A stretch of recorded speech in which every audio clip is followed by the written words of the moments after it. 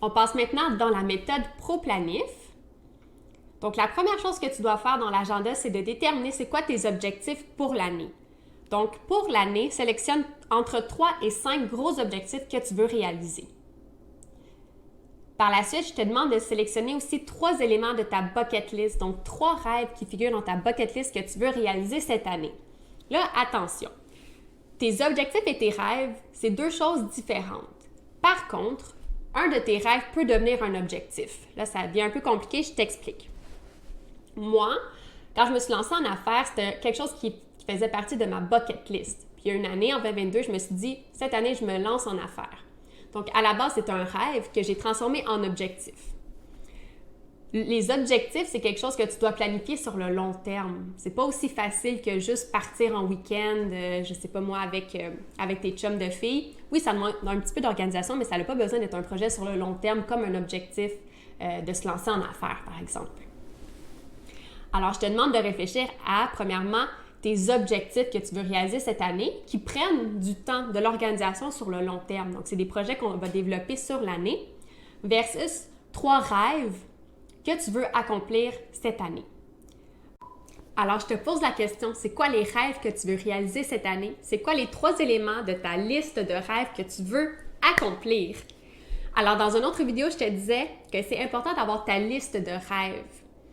Et plus que tu vas penser à des idées, plus que ta liste va grossir. Et le devoir que je te donne, c'est à chaque année de décider, oui, tes objectifs par exemple de carrière, de famille, mais outre tes objectifs, c'est quoi les rêves que tu veux accomplir? Puis je te demande d'en choisir à chaque année 3. Donc ça peut être par exemple de partir en week-end en famille à Walt Disney, de partir en week-end avec tes chums de filles, de te payer une formation avec, je sais pas, quelqu'un que t'inspire, partir une semaine en formation avec cette personne-là. Ça peut être d'emmener toute ta famille au spa.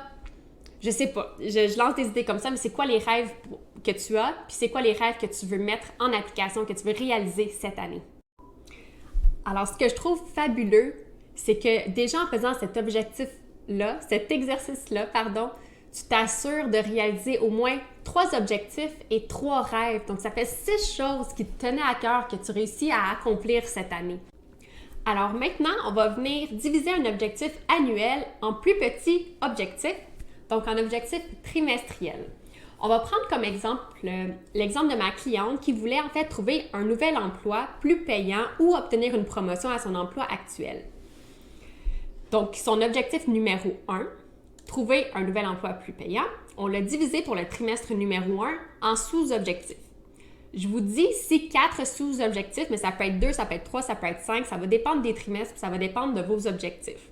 Donc, pour elle, son premier trimestre, c'était de faire une recherche sur son marché d'emploi, revoir ses compétences à elle, puis voir comment améliorer ses compétences. Donc, elle allait voir c'était quoi le marché de l'emploi actuel, c'était quoi les compétences qu'elle devait développer, qui étaient en fait nécessaires à son marché d'emploi actuel, c'est quoi les compétences qu'elle avait, elle a identifié le gap entre les deux, puis elle a fait une recherche sur comment améliorer ses compétences. Donc ça, c'était ses 3 sous-objectifs de son trimestre numéro 1.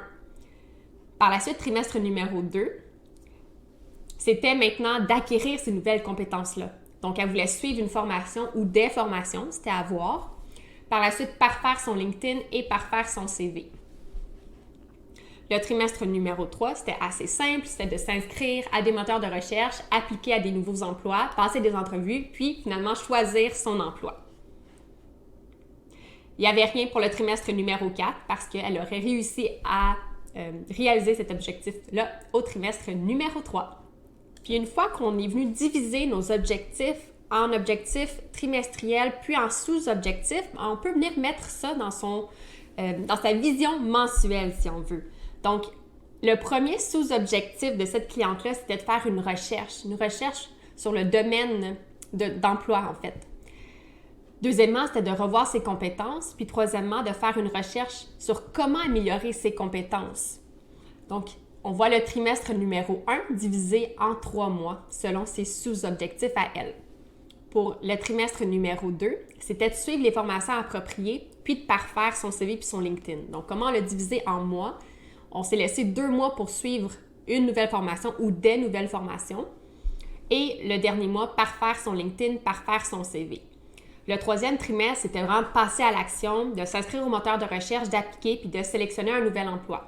Donc, comment on l'a divisé dans les mois? Premièrement, s'inscrire au moteur de recherche, appliquer, je ne l'ai pas écrit, mais appliquer à différents postes.